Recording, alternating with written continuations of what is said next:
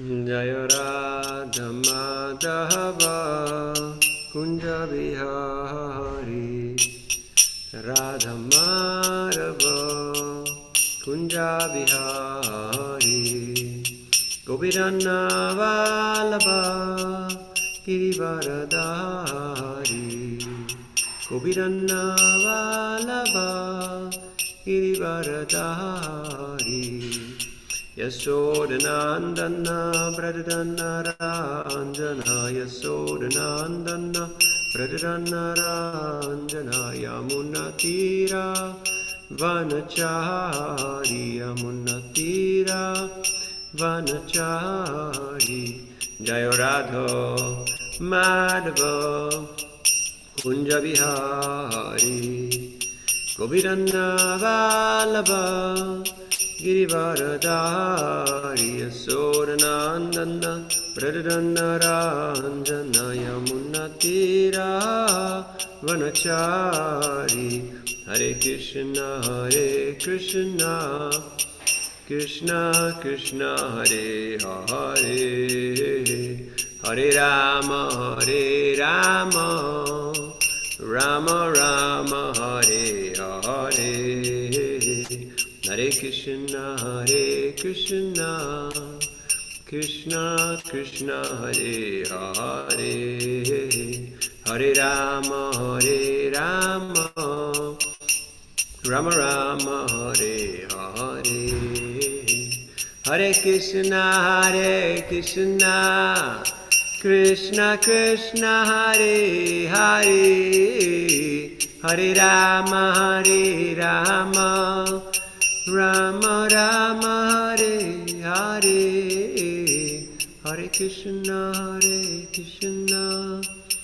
Krishna Krishna Hare Hare Hare Rama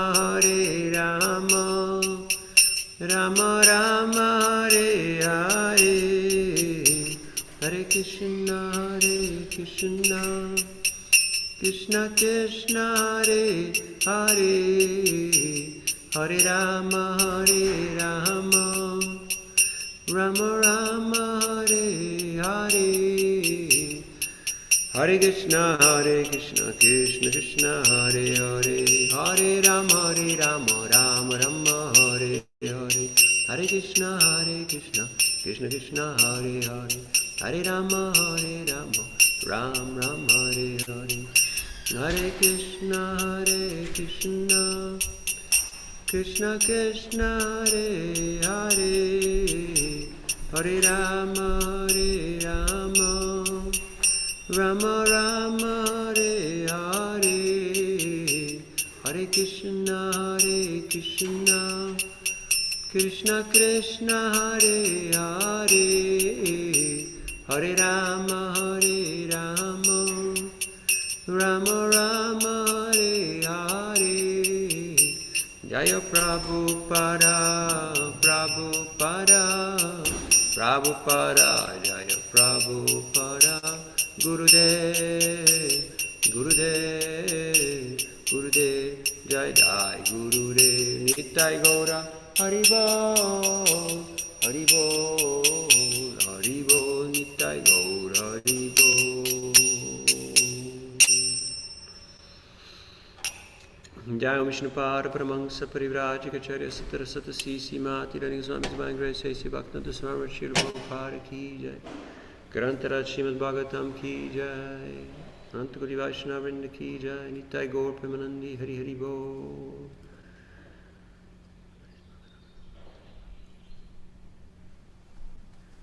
Om Namo Bhagavate Vasudevaya Om Namo Bhagavate Vasudevaya Om Namo Bhagavate Vasudevaya Narayanam Namaskritya Naranjaiva Narottamam Devim Saraswatim Vyasam Tato Jayamudiraye Nastapriyeshu Bhadreshu Nityam Bhagavata Sevaya Bhagavati Uttama Shloke Bhaktir Bhavati Naishtiki Tarajastamo Bhava Kama Lobhadayaschaye Chetai Tairana Vidam Sitram Sattve Prasidati Hare Krishna. Today we're reading from Srimad Bhagavatam, 4th canto, texts 57 through 62. The chapter is entitled Characteristics of King Puranjana. This will be the end of this chapter. Kvachit pibantyam pibati madiram madavivala ashnantyam kvachidashnati jakshatyam sahajakshiti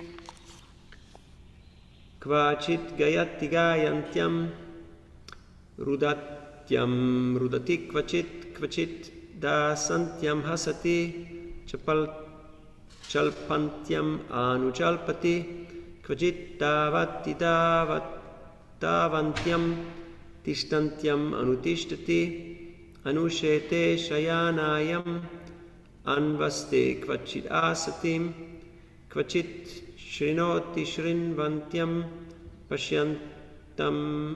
pashantyam anupashyati kvachit chigrati chigrantyam sprishantyam sprishati kvachit cha shochatim jayam anushochati dinavat anurishyati hrisyantyam muditam anumorte. Translation purport by His Divine Grace A.C. Bhaktivedanta Swami Prabhupada. When the queen drank liquor, King Puranjana also engaged in drinking. When the queen dined, he used to dine with her, and when she chewed, King Puranjana used to chew along with her. When the queen sang, he also sang. Similarly, when the queen cried, he also cried, and when the queen laughed, he also laughed. When the queen talked loosely, he also talked loosely, and when the queen walked, the king walked behind her. When the queen would stand still, the king would also stand still, and when the queen would lie down on the bed, he would also follow and lie down with her. When the queen sat, he would also sit, and when the queen heard something, he would follow her to hear the same thing. When the queen saw something, the king would also look at it, and when the queen smelled something, the king would follow her to smell the same thing. When the queen touched something, the king would also touch it, and when the dear queen was lamenting, the poor king also had to follow her in lamentation. In the same way, when the queen felt enjoyment, he also enjoyed, and when the queen was satisfied, the king also felt satisfaction. Purport.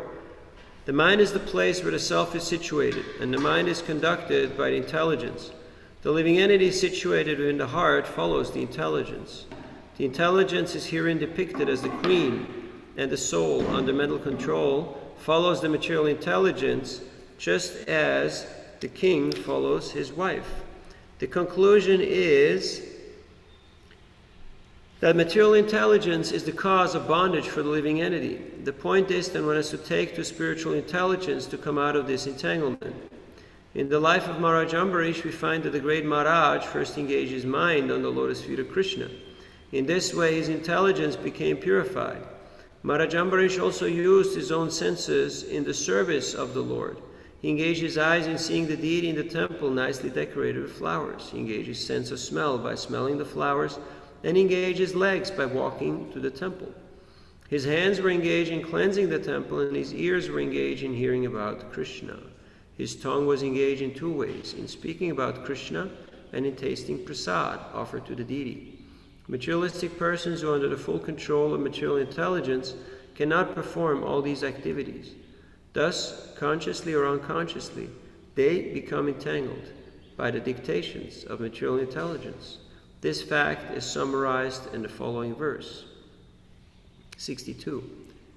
Vipralabdo mahishyavam sarva prakritivanchitaha nechan anukarotyagya klaibyat kridam rigoyata. Vipralabda, captivated, Mahishya by the queen, evam thus, sarva all, prakriti, existence, vanchitaha, being cheated, na ichchan, without desiring, anu karoti, used to follow and imitate, agya, the foolish king, klaibyat, by force, krida mriga, a pet animal, yataha, just like. Translation.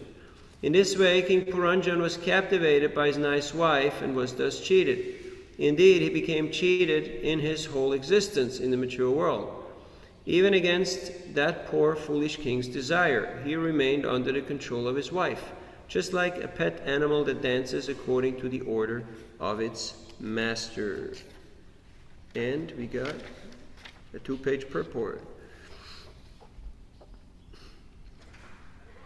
The word vipralabdha is very significant in this verse. Vi means specifically, and pralabdha means obtained. Just to satisfy his desires, the king got the queen, and thus he became cheated by material existence. Although he was not willing to do so, he remained a pet animal under the control of material intelligence. Just as a pet monkey dances according to the desires of its master, the king danced according to the desires of the queen. In Srimad Bhagavatam 5.5.2 it is said, Mahat Sevam Dvaramahur Vimukte. If one associates with a saintly person, a devotee, one's path to liberation becomes clear. But if one associates with a woman or with a person who is too much addicted to a woman, his path of bondage becomes completely clear. On the whole, for spiritual advancement, one must give up the company of women. This is what is meant by the order of sannyas, the renounced order. Before taking sannyas or completely renouncing the material world, one has to practice avoiding illicit sex. Sex life, licit or illicit, is practically the same, but through illicit sex, one becomes more and more captivated.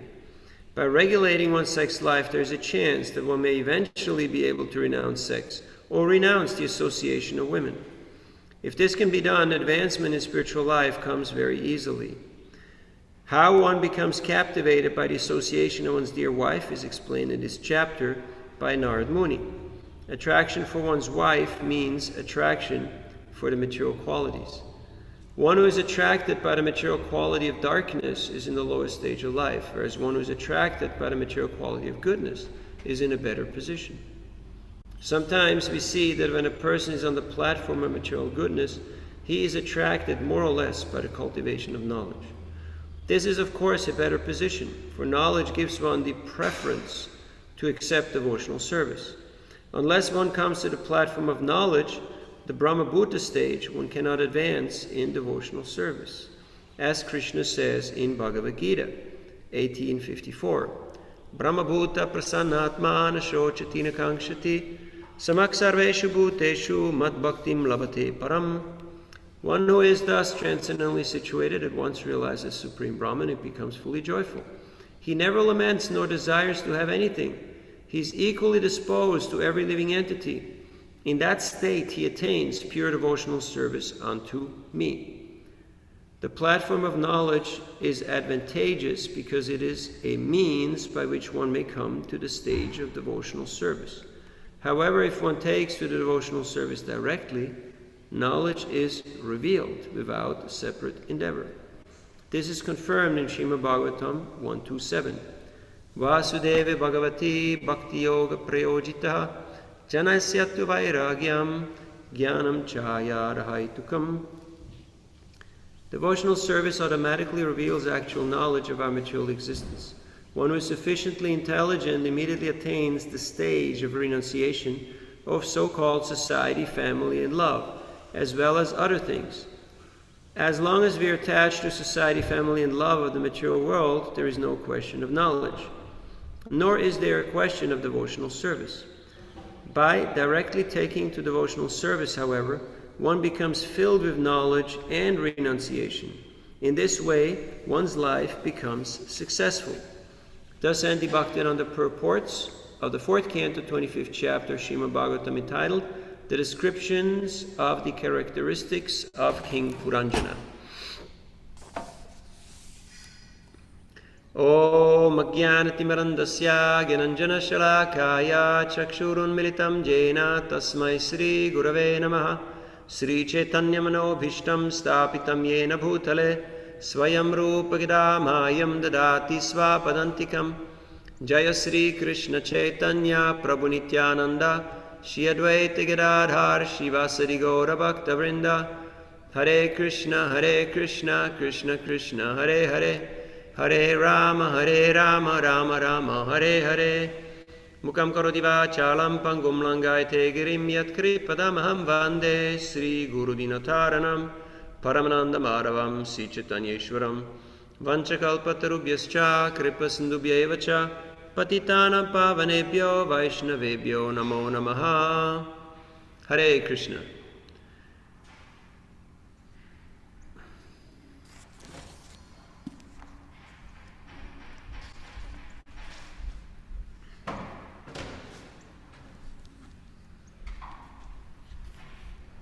So here the story of Puranjana is continuing. Puranjana, the living entity who is living, is residing within the body, and his queen, his materialistic intelligence, which is always eager to engage him in different types of activities.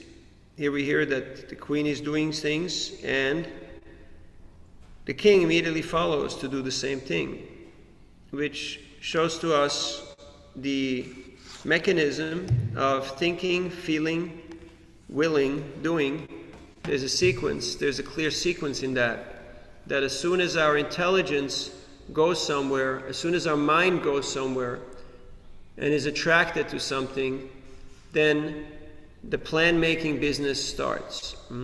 Dhyaito vishayapung sang sangasteshu vijayate, sangat sanjayate kama kama krodhu vijayate, and so on. So by contemplating the objects of the senses, attachment arises.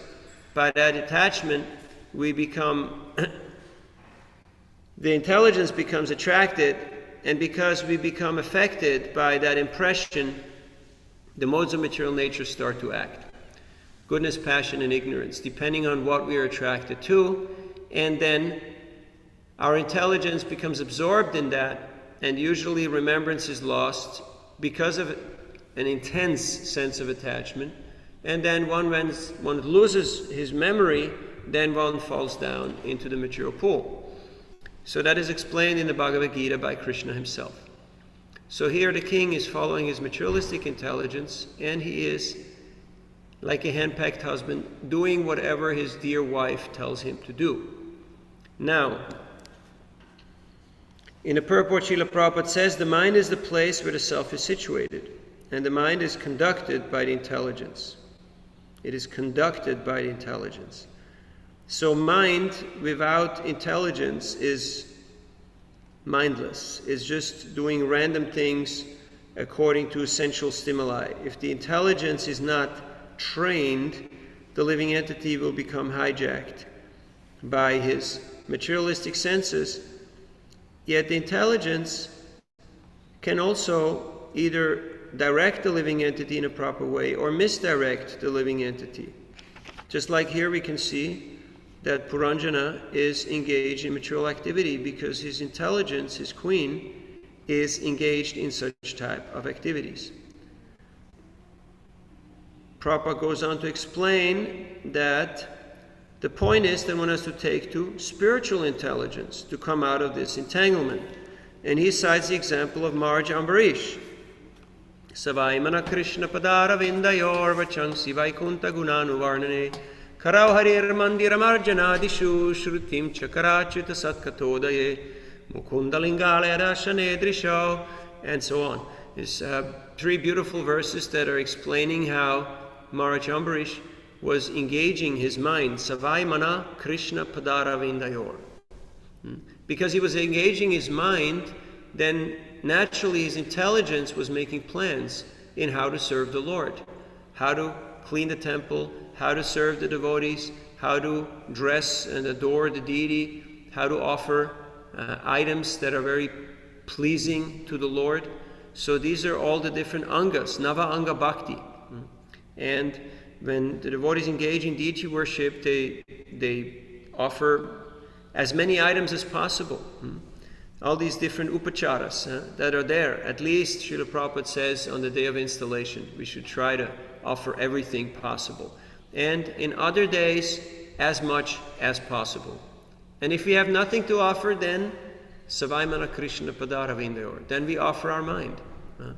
We may not have any resources. We may not have much facility or much skill, much education in this matter. But we can always think of the Lord.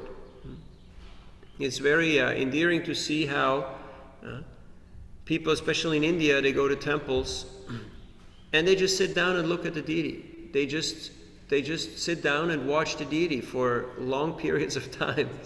It's very wonderful to see, because they're situated more in the mode of goodness, so they're not so distracted, not so passionate, not so involved in the lower modes. So they actually just sit down and just meditate on Krishna's beautiful form. Krishnaya Vasudevaya Devakinandanaya Cha Nanda Gopakumaraya Govindaya Namo Namaha. We have so many beautiful prayers in the Srimad Bhagavatam. The Bhagavatam is a collection of prayers about the Lord and the Lord's devotees. So by learning these prayers and meditating on them, Nama Pankachana Bhaya, Nama Pankachamaline, Nama Pankachanetraya, Namaste Pankajangraye. Krishna is being compared to a lotus flower. Lotus is the symbol of beauty, of elegance. It's very attractive. So Krishna's smile is compared to a lotus, his abdomen is compared to a lotus, his feet is compared to a lotus, and thus the devotee is always meditating on Krishna. Just like right now here at Gitanagari, we have so many beautiful flowers and they're being offered to the Lord. I don't know who's growing them, I don't know where they're coming from, but beautiful flowers are being offered to the Lord, very fragrant flowers, and it is wonderful to see.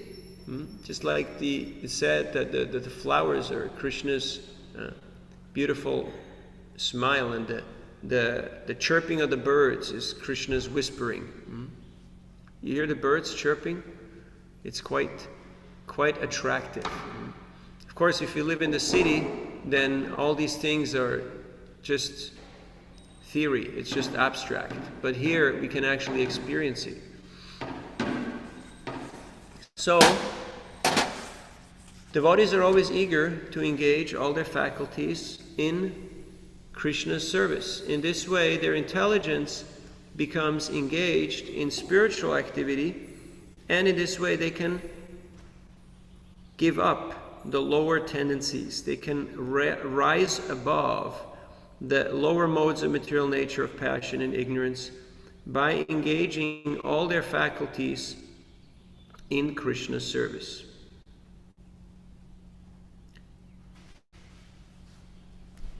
So then we have another verse where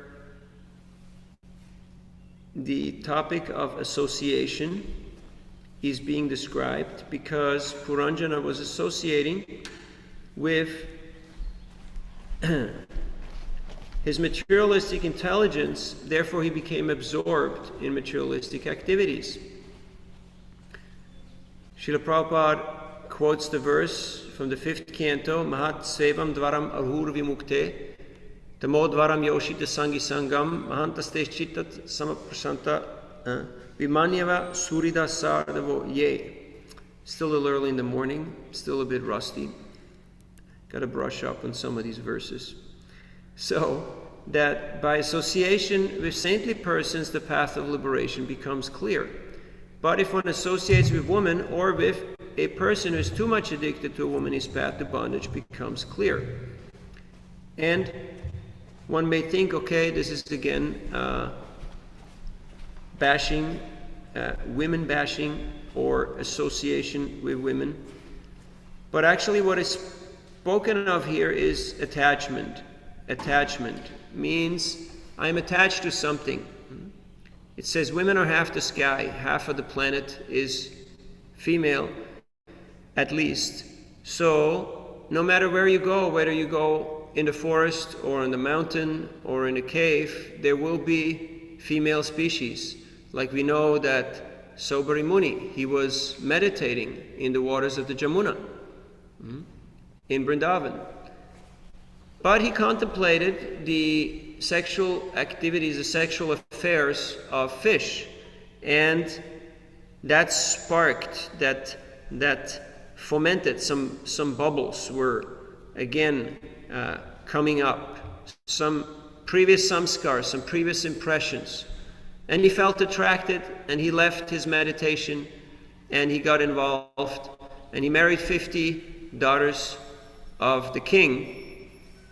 And then later on, he realized the situation, what had happened, and he took to austerity and achieved perfection along with his 50 queens. So, the point is not physical proximity alone. The point is attachment. And attachment arises due to contemplation. When we contemplate on something with the desire, the tendency to control and enjoy, then that attachment becomes very strong. Just like I'm here in Gita Nagari and I'm here as a guest, so it's wonderful to see, to observe. Yet if I would start to think that any of this is mine, then immediately the intelligence will start making plans. Oh, if this is mine, then I need to protect it and I need to enjoy it. Otherwise, what's the use of protecting and controlling it if I can't enjoy it? That is the material logic. Yet, if our intelligence is trained, that we understand that this whole universe is paraphernalia, which is meant for the service of the Lord, then I will not see this as my objects of my gratification, but I will see it as ingredients, as agents, as opportunities for devotional service. Now, that is a very high platform, which is not easy to maintain. Therefore, we have been given this process of Varnashram Dharma, where a person can regulate their attachment by getting trained as a brahmachari, getting trained as a student, and then entering into household life where they engage their senses in regulated sense gratification according to scriptural injunctions, and then become more detached and renounced. So it's a progressive path. Bhakti is a progressive path, and that means first regulate, then reduce, and then renounce. But unfortunately, because of the modes of passion and ignorance, oftentimes we think that we start out at the top, we start out perfect, and then when there is pride, when there is arrogance, when there is misunderstanding, usually there is fall down. So, to think that I'm a brahmachari, so that's why I'm on the topmost platform, and then if I get married, I fall down, and then when I fail at marriage life, then I fall down again, and then when I'm utterly useless and incapable of anything, then I will take to renunciation. That is a misunderstanding. That is a very faulty logic. Rather, is a progressive path. A student lives simply. Tapasa brahmacharjena yamena chadamena chatyagena satasochabhyam yamena niyamena va. Controlling the senses, the mind, engaging in study, in obedient service, satisfying the spiritual master, and learns how to live. Then the grihastha creates opulence and facility and progeny, protects a wife and children, and creates abundance, and serves all of society, learns to live with the world.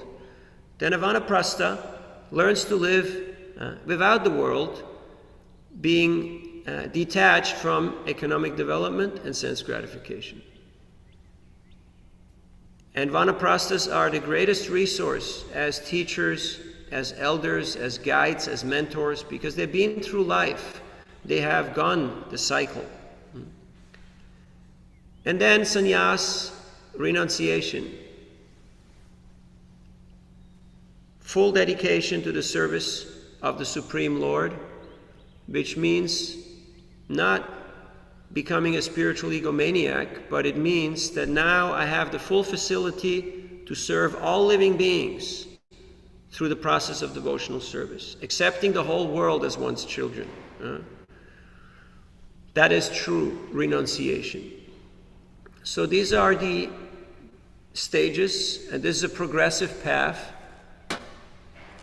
So Prabhupada speaks here that sex life, licit or illicit, is practically the same. Why? Because it makes us attached to the body and to the concept of I can control and I can enjoy. So ultimately it has to be given up, but before it can be given up, it should be regulated, and then it should be reduced, and then eventually it can be given up. Now, how to give it up? By developing a higher taste. By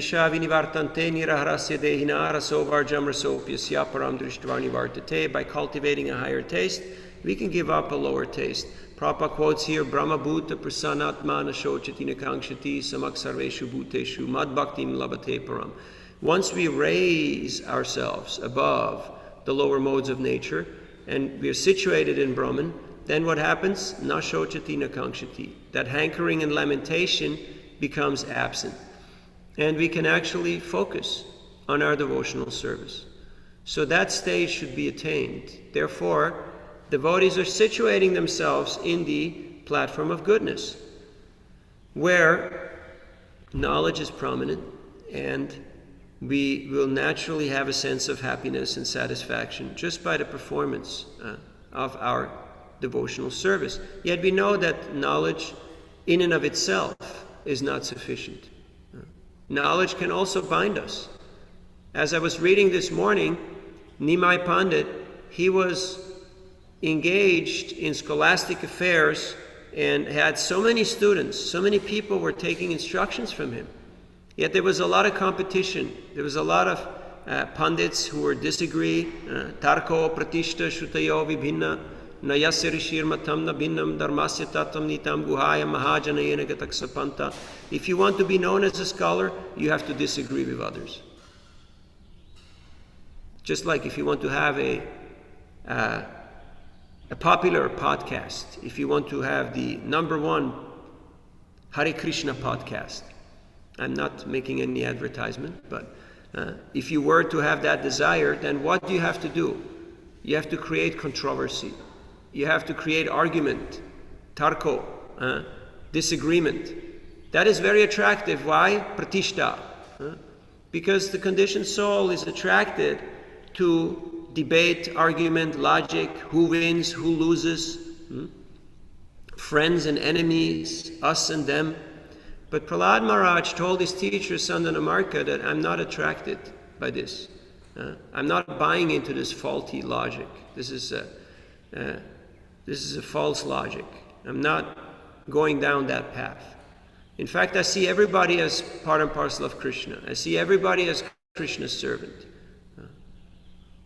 So, of course, many things are popular, many things get likes, many things are sellable. Any flavor will find a customer. Yet, we should ask ourselves, what is pleasing to Krishna? Will this satisfy Krishna? Is this pleasing to my spiritual master? Is this what Srila Prabhupada would be doing? So, and that means I have to raise above even the platform of knowledge, of intellectualizing, of sharpening my intelligence and figuring out how to analytically dissect everything. Because there is a higher platform than logic. And what is that? That is being absorbed in Krishna consciousness, being fully immersed in devotional service, engaging in all our faculties for the pleasure of the Supreme Lord. As Prabhupada continues to quote from Bhagavad Gita, Brahma Bhuta Prasanatma, one who is thus transcendently situated at once realizes Supreme Brahman and becomes fully joyful. He never laments nor desires to have anything, is equally disposed toward all living entities. In that state he attains pure devotional service unto me. He goes on to explain that the platform of knowledge is advantageous. It's an advantage because it is a means by which one can come to the stage of devotional service. However, if one takes the devotional service directly, knowledge is revealed without separate endeavor. So this is the shortcut. One time, Pradyumna Prabhu asked Prabhupada how to do a yajna, because Pradyumna was known as Pandit. He was the scholar. He knew Sanskrit, he knew rituals, he knew yajnas. So one time, he was asked to do a yajna, so he asked Prabhupada in which way he should perform the yajna, because there are elaborate ways, there are moderate ways, there are different ways of how to do yajnas. So Prabhupada leaned over, he was leaning over to Pradyumna and he said one word. Would you like to know what that one word was? How he described how he should do the yajna? Prabhupada said, shortcut. Which means just do the essence, stick to the essence. Because our main business is not the yajna. Our main business is Sankirtan yajna. Our main business is the hearing and chanting of Krishna's holy name and the distribution of that holy name to one and all. So not to get distracted in the technicalities and sidetracked. So Vasudeva Bhagavati Bhakti Yoga Prayojita Janayatya Suvairagyam Jnanam Chayat Ahaitukam, that through the practice of devotional service, automatically knowledge and renunciation, they are byproducts. They are the two sons, the children of bhakti. But if we don't have bhakti, then even knowledge or renunciation in and of itself, they will be very feeble, they will be very weak. Once I was in Rishikesh, because I used to take groups up there of 12 or 15 friends, and we used to do Harinam Sankirtan, Nagar Sankirtan in Rishikesh. And book distribution and prasad distribution. It was a wonderful experience. And I met one young gentleman, and he had joined one of the mats, one of the groups there, Shivananda Ashram, and he had become a sannyasi in their tradition. And he told me, it took me 20 years to conquer sex life. And then he turned away and walked into a restaurant to have his meal. So I saw okay, what's the point? It took you 20 years to conquer something, but have you conquered your mind? Have you conquered your senses? Have you conquered your false sense of superiority? I don't think so.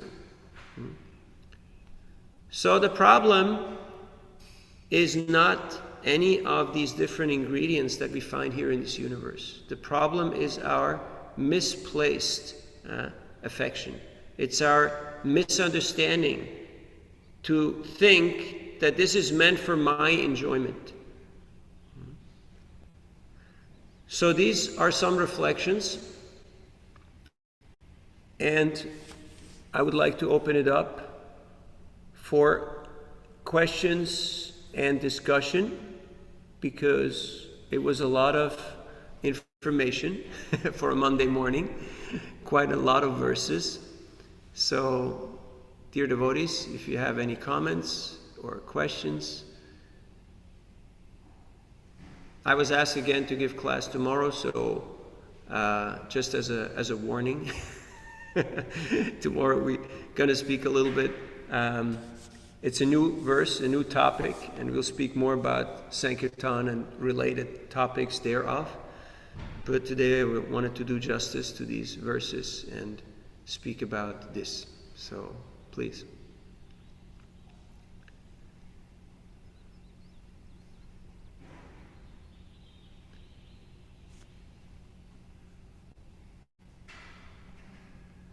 We got 21 minutes. Prabhu, I'd like to thank you for a really nice class. I can't hear you. If you could speak a little louder, or maybe my... Just want to say thank you. Thank you. I'm just really appreciating your class. It was very nice. Just a second, Tarek. We'll just raise the volume here. Okay. All right. Sorry, I'm technically illiterate. Hare Krishna. Hare Krishna, Prabhu. I just wanted to thank you for a nice class. You're welcome. Hare Krishna. Thank you. Any other questions or Comments? So, some other points that are interesting here.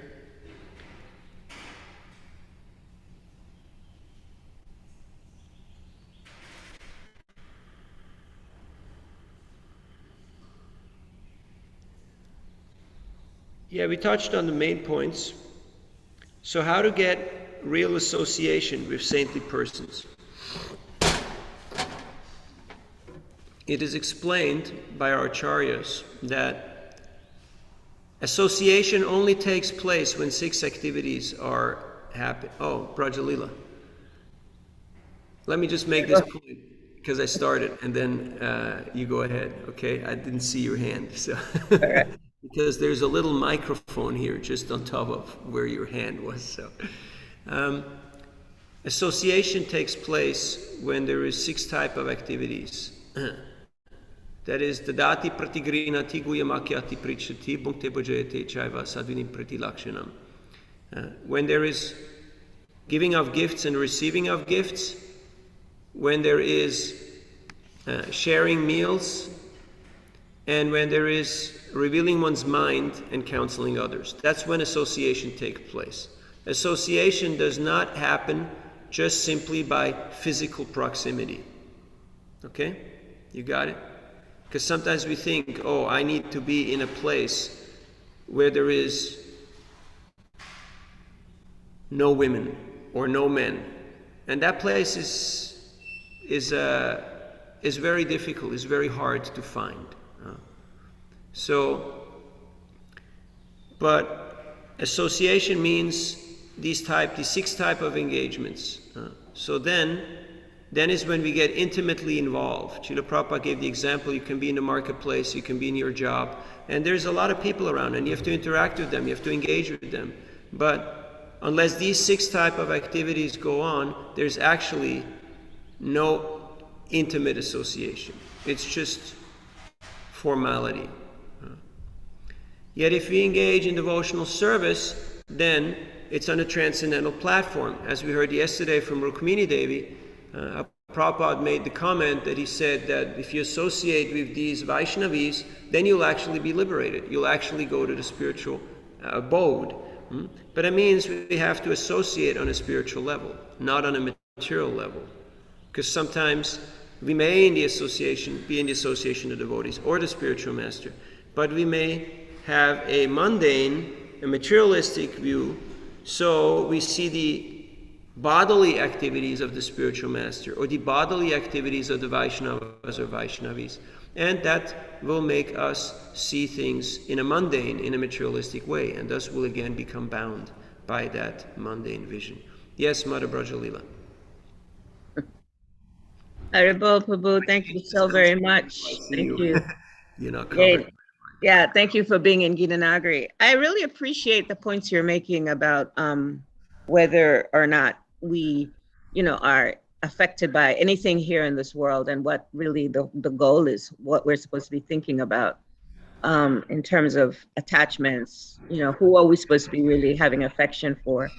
I was a little curious, since you've been a brahmachari for many years, in terms of our association, like let's say young ladies coming to the temple, and let's say they're young men that are aspiring to be brahmacharis, and yet and they may not know how to just kind of be human by being polite or kind, or I don't know, you're talking about that a little bit, not just kind of knowing that the devotion is really for Krishna, and you can still be human.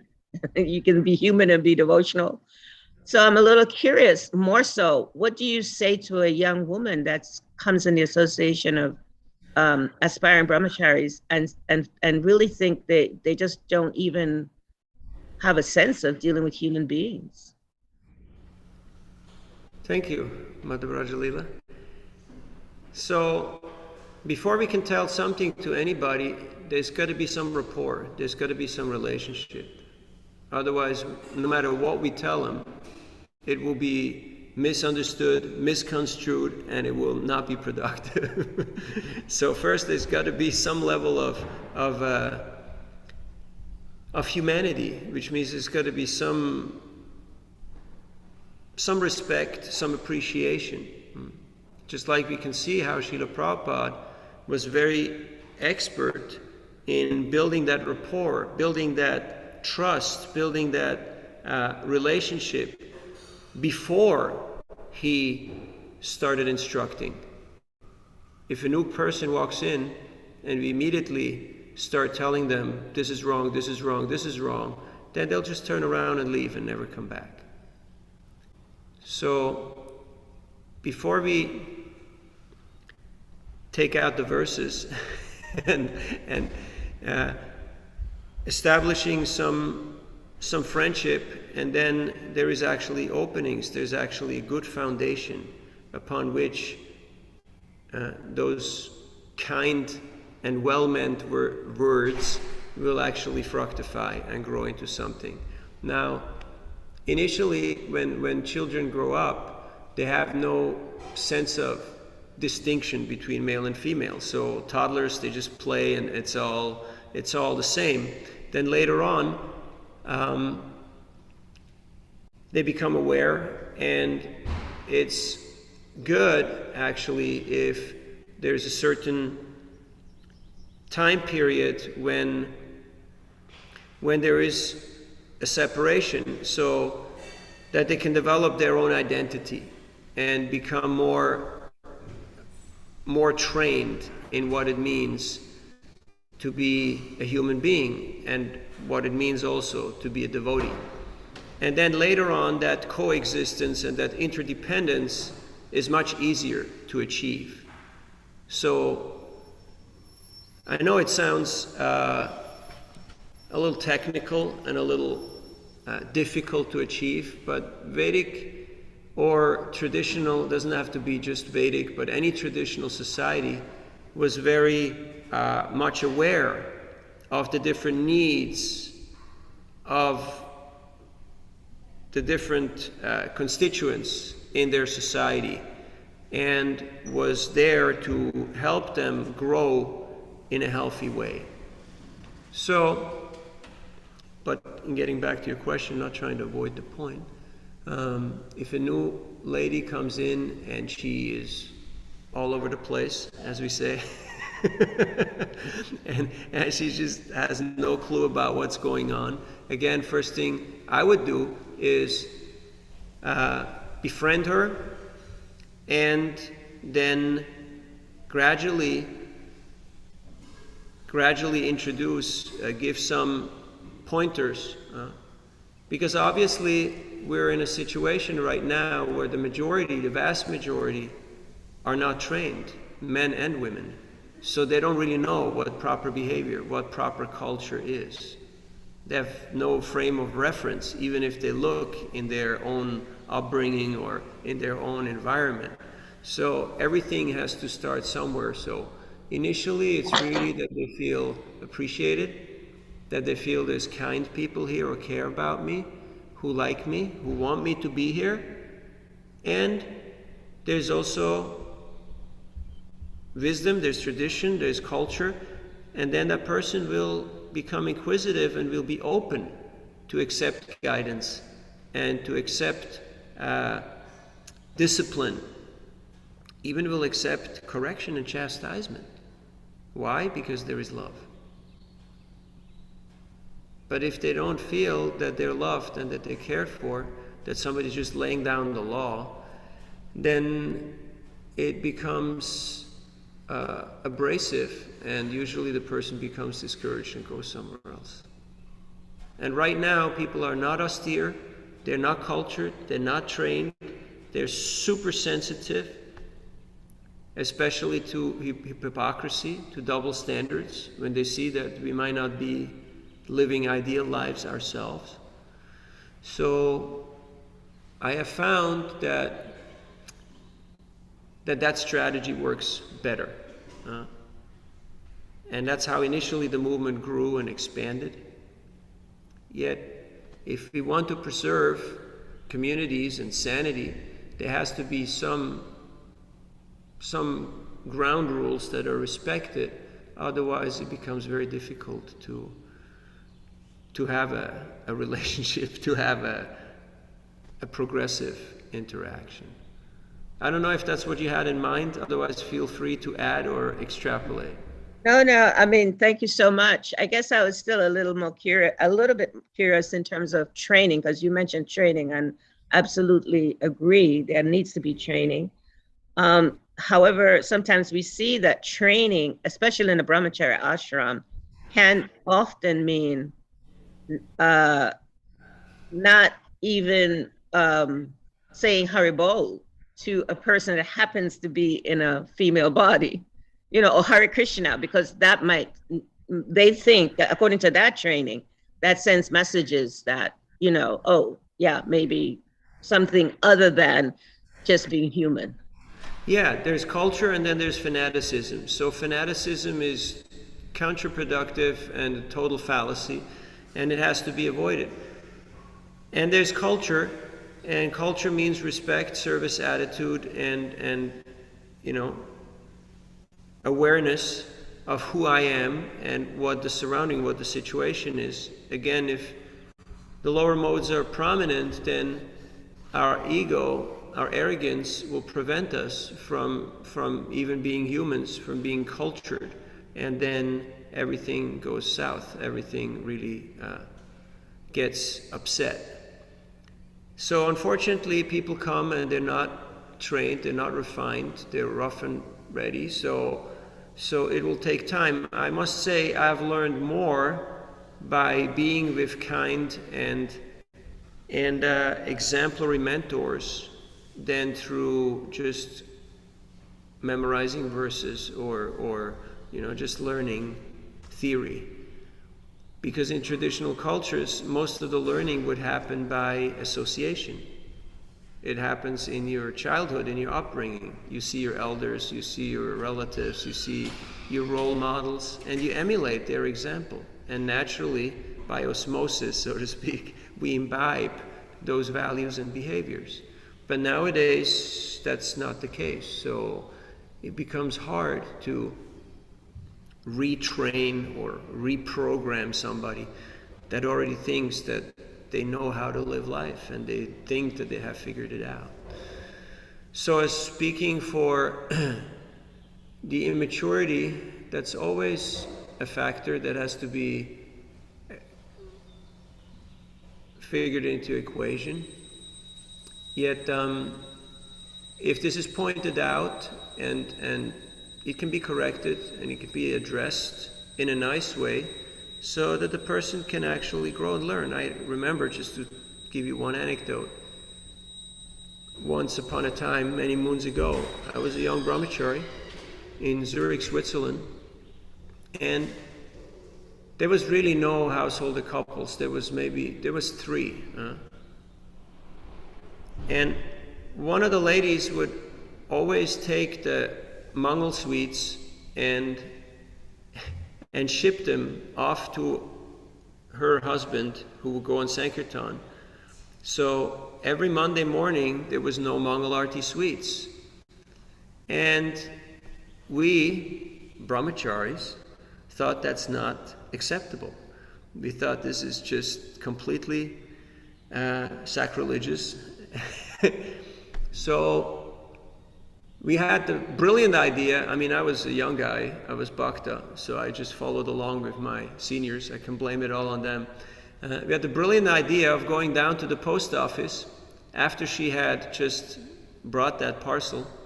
And because it's the post office near the temple, they sent me in, because I'm the smooth talker.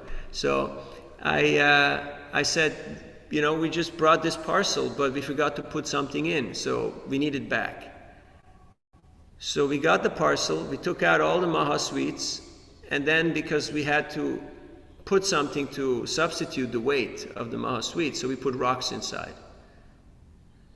And then those rocks got shipped to that grihasta. And of course, next Sunday, we were summoned into the office of the temple president. and he ripped, and he was really giving everybody a real hard time, making the point that because he had thought that we did the rock thing out of spite, but actually that was not the case. It wasn't malicious. It was just more, you could say, a prank. But we got the lesson. We got the idea. Okay. So somebody's trying to do service or be nice. Like some lady comes and says Hare Krishna. Don't just turn your head the other way, and run in a different direction. But you smile at them, you fold your hands, you say Hare Krishna. Have a nice day. It's not the end of the world, and it just means human or Vaishnava behavior. It means culture. And unfortunately, sometimes that's not the case. Therefore, there's the saying that, you chant Hare Krishna for a few decades and then you actually become human. So, of course, there is also safeguarding that one doesn't become over-familiar, that one doesn't become loose, and the whole environment will go loosey-goosey, and people will just start hanging out, and everything is all over the place, and there is no more proper form of conduct. That has to be avoided also. The key message of the Bhagavad Gita is balance. Krishna says not too much, not too little. That's why this tradition, this culture is actually helping us to find balance. How to engage ourselves in a progressive path and not become a victim, not be victimized by our uncontrolled senses and mind. I hope that helps. Hare Krishna. Any other points or questions?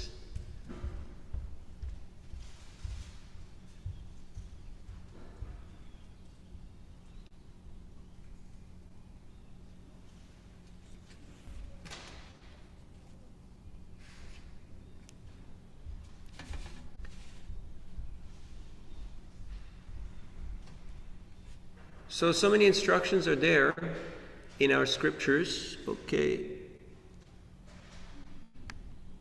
One comment, all right.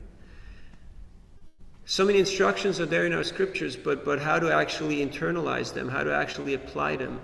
For that we need association with saintly persons who have walked the path, who have realization, means vigyan, applied knowledge, not just theory. Everybody can give some theory, but applied knowledge, actual practice, that is required, and that is what we can learn from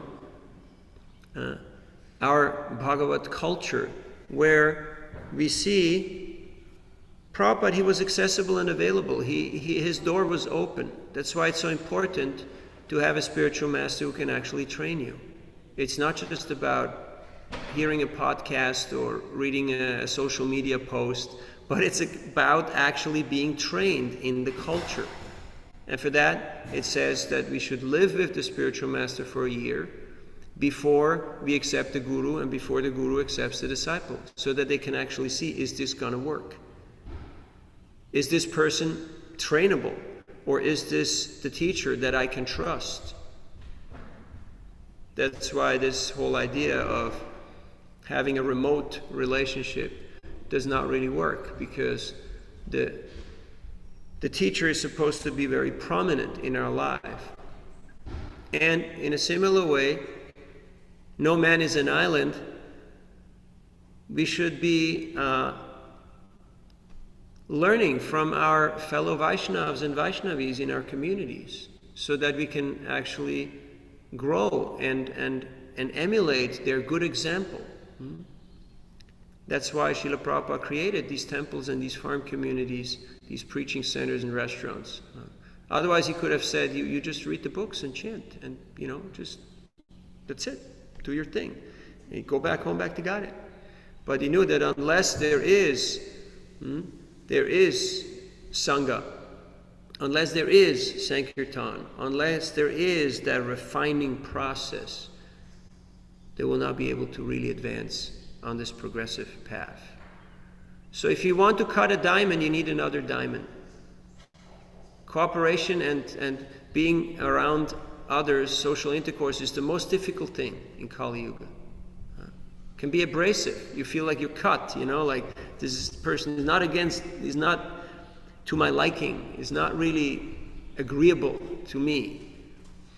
My guna meter says this is not possible. I can't deal with this person. So we can see it as a tragedy or as an opportunity. Maybe Krishna wants me to raise to a higher level of appreciation, a higher level of surrender and cooperation.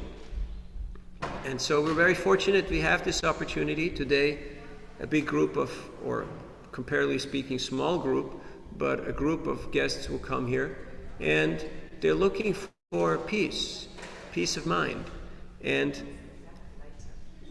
how to overcome compassion fatigue, and how to be more giving. And that is only possible if we have what we call inspirational sadhana, if we have a daily spiritual practice where we go into the sacred space of worshiping Krishna with all our faculties, so that we can then reflect that divinity that we have experienced in our bhajan, in our study, in our worship, in the association with others. And we can embrace and rejoice and appreciate the differences, and in this way celebrate our unity. So thank you for working tremendously hard to keep this place open and vibrant and attractive and accessible to one and all, so that people of all walks of life, including myself, can come here and benefit from your example. Hari Om Tat Sat. Grantarat Srimad Bhagavatam ki jai, Srila Prabhupada ki jai, Gaura Bhakta Vrinda ki jai, Shri Radha Damodar ki jai, Nitai Gaur Premanandi, Hari Hari Bol, Vanchakalpatarubhyascha, Kripasindubhyevacha, Patitana Pavanebhyo Vaishnavebhyo Namo Namaha. Hare Krishna. Have a great day.